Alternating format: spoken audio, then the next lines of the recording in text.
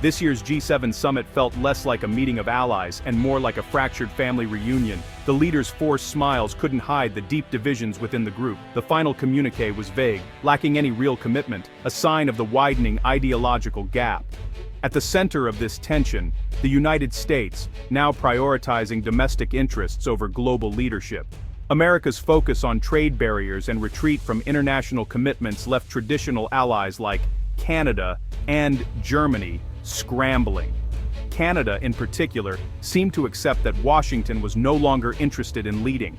Instead of waiting for the US, Canada held side meetings with European and Asian partners, signaling a shift in alliances.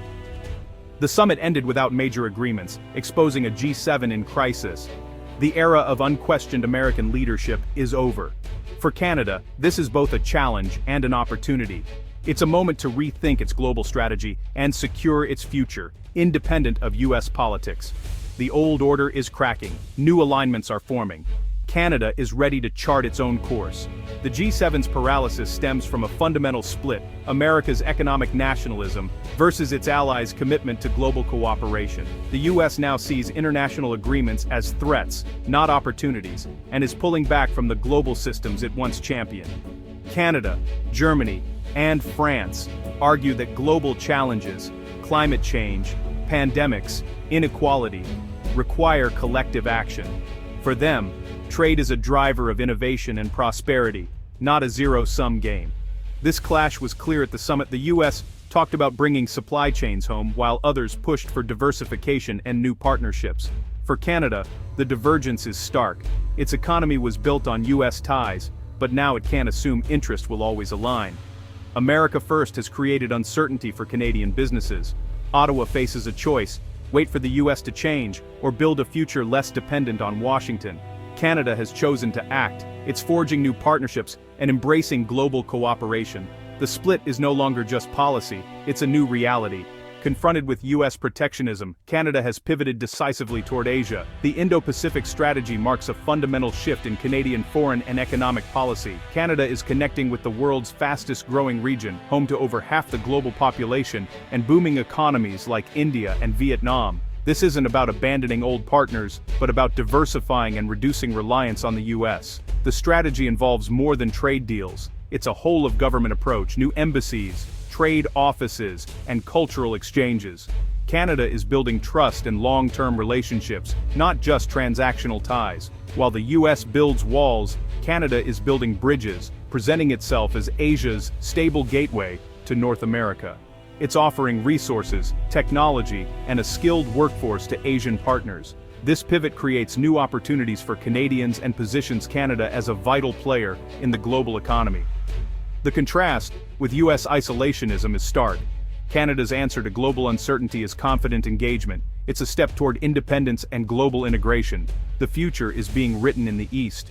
Canada's free trade agreement with ASEAN is a game changer. ASEAN's 10 countries represent nearly 700 million people and a $3 trillion economy. The deal eliminates tariffs, making Canadian exports more competitive in these booming markets. Farmers, foresters, and seafood producers gain new access, while service industries like tech and finance can now invest with greater confidence. The agreement signals Canada's status as a preferred partner in Asia.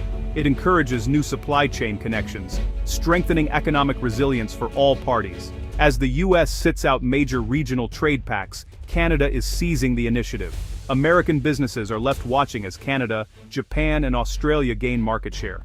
The ASEAN deal is a concrete step toward a diversified, stable trading system. It shows how middle powers can lead by embracing cooperation. Canada is shaping its destiny while others retreat. This is proactive engagement in action. The door to 1 billion consumers is now open. The US has turned to protectionism, imposing tariffs and sparking trade wars, even with allies. This has raised costs, created uncertainty, and eroded trust. America's absence from key trade blocs like the CPTPP has left its businesses at a disadvantage. The promised manufacturing boom hasn't materialized. Instead, supply chains are in chaos. Canada, meanwhile, has signed trade deals across the globe: CPTPP, the EU, and now ASEAN. This network gives Canadian businesses access to over 1.5 billion consumers. It's a deliberate strategy to diversify and insulate the economy from US volatility. The results are clear.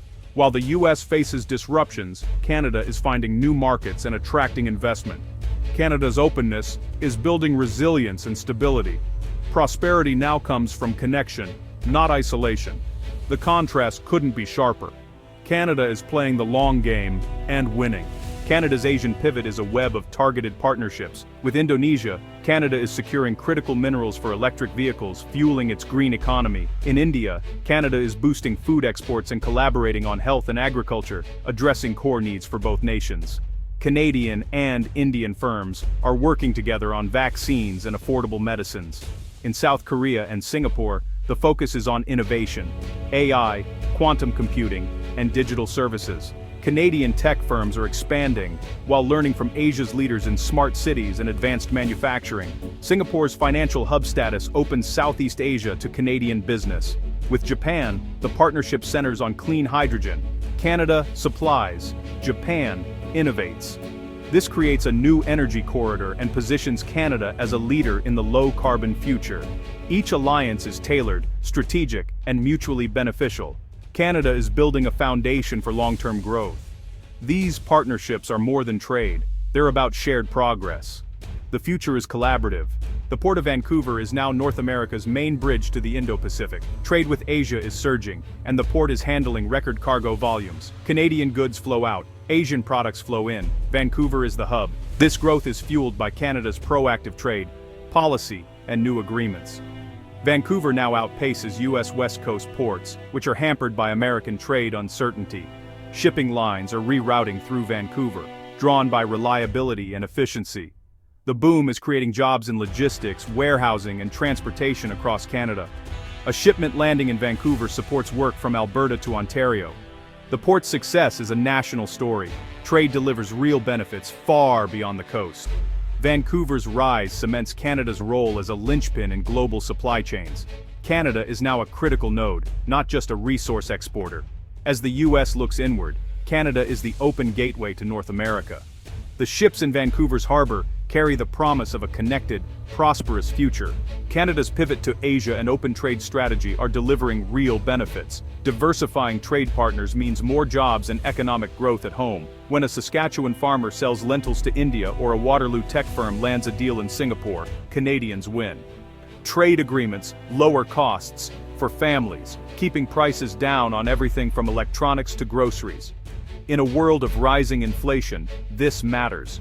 Protectionism, as seen in the US, raises prices and limits choices. Canada's approach increases competition and stretches household budgets. Diversification also shields Canada from global shocks.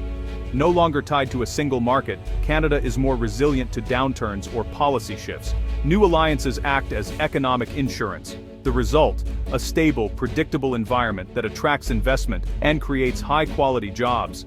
Canada's model of engagement is a beacon of stability. In a turbulent world, it's a winning formula. The G7's divisions signal a lasting shift in the global order. The era of a single superpower is ending. A multipolar world is emerging. Canada's pivot to Asia is redefining its global role, not as a military giant but as a diplomatic and economic leader. By building bridges, not walls, Canada is showing that prosperity comes from cooperation. In a time of rising nationalism, Canada stands out as a champion of open, rules-based order. This makes it a model for other middle powers navigating uncertainty. Canada is proving there's an alternative to American isolationism or Chinese authoritarianism. The world needs anchors of stability. Canada is stepping up. By forging alliances and strengthening institutions, Canada is helping prevent global fragmentation. Its strategy is a statement. Strength is measured by connection, not domination. Prosperity comes from integration, influence from reliability. Canada has secured its future and carved out a vital new role. In a world searching for leadership, Canada is showing the way.